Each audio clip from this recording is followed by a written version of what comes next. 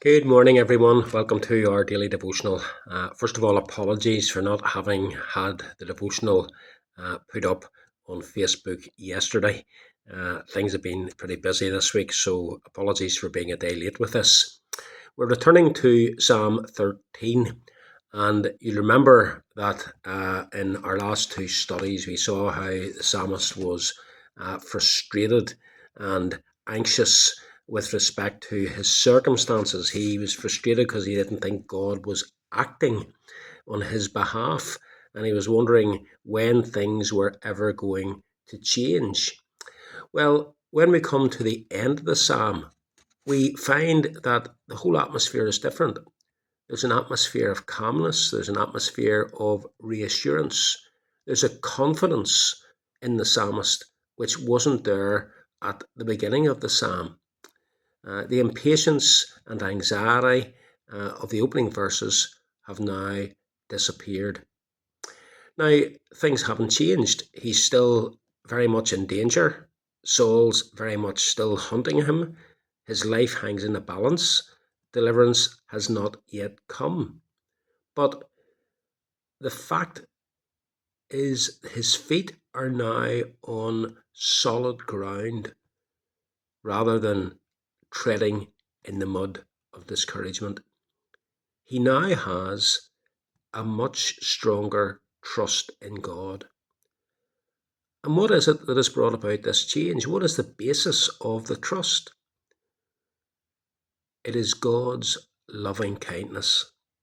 He reminds himself of this wonderful characteristic of God. And this is a special word, this word loving kindness. It's the Hebrew word chesed. It means covenant faithfulness. It speaks of that special relationship that the child of God enjoys with God. He's now anticipating God delivering him because he knows God is faithful to the covenant that he has established with the psalmist. He knows that God will act on his behalf. And so in verse 9, he can speak of God's salvation. The word there simply means deliverance. He believes God will deliver him. And we need to note the nature of his joy in verse 9. In the opening verses, there's no note of joy whatsoever.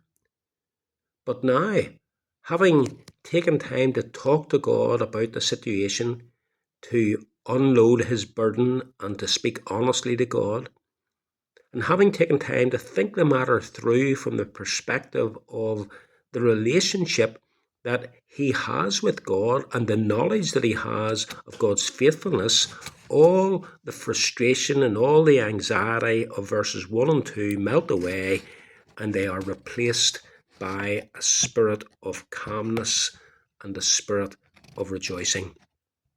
He says, I will sing to the Lord. Now, he's not singing yet, but he anticipates a time very soon when he will be singing. He's anticipating God acting on his behalf. Faith has climbed out of the lowest depths of despair, says one writer. In those depths, he had almost perished. But his faith has climbed into the full sunlight of godly hope. It waits for God's help to come because it is sure that God's help will not fail him. And brethren, this is one of the wonderful things about prayer.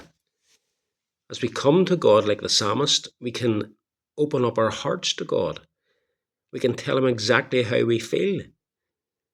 But it's good in prayer to quietly reflect upon God himself and to reflect upon our relationship with God and to realize God will not forsake us. God will not abandon us. And even though our circumstances have not yet changed, we know that God will be with us in those circumstances, and in his own time he will deliver us from them. And so we, like the psalmist, are able to come to that point where all our frustrations, all our anxieties, all our questions, they dissolve into a quiet calmness where we're able to anticipate God's ministering to us and delivering us, and us being able to praise God once again. May you know that calmness and that sense of joy that the psalmist comes to at the end of this psalm. Every blessing. Have a good day, folks.